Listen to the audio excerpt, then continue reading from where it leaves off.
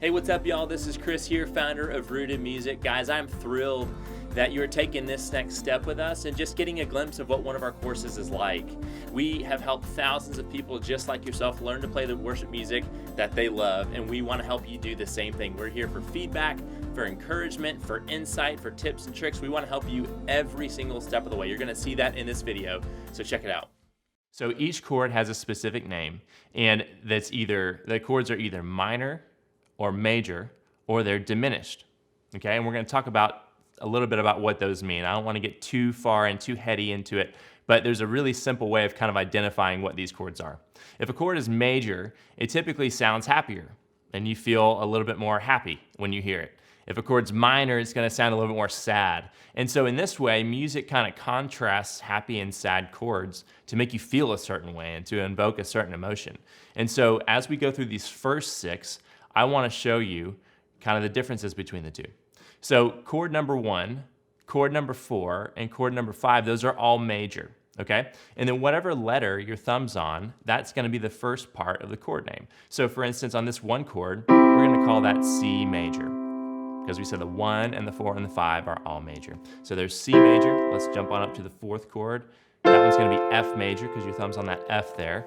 That 5 chord is going to be G major because your thumb is on the G, and we said the 1, 4, and 5 are major.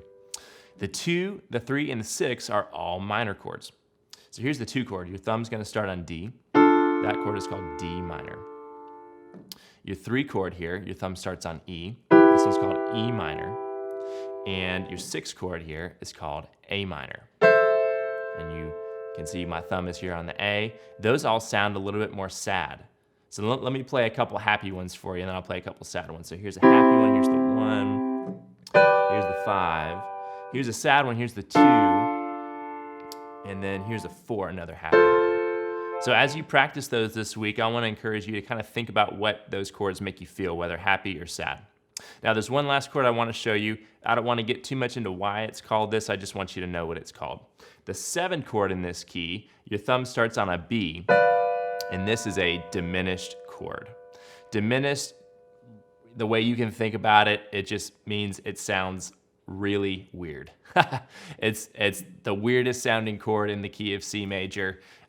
When you get to kind of a further part in these lessons, we might explain why it's called diminished, but for right now, I just want you to know this B here is diminished. The 7 is always diminished.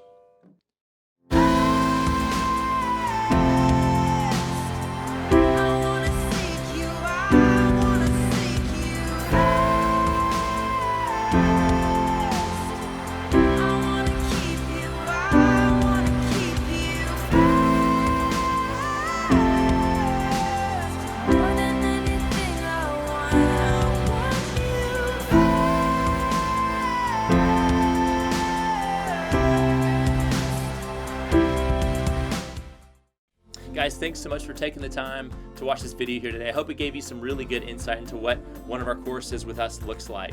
We've helped thousands of people just like you learn to play their favorite worship music and learn to do it well with constant encouragement, feedback, and just a commitment to each student to help them learn to play worship music. And we want to do the same thing with you. So click the link below to get started with us today.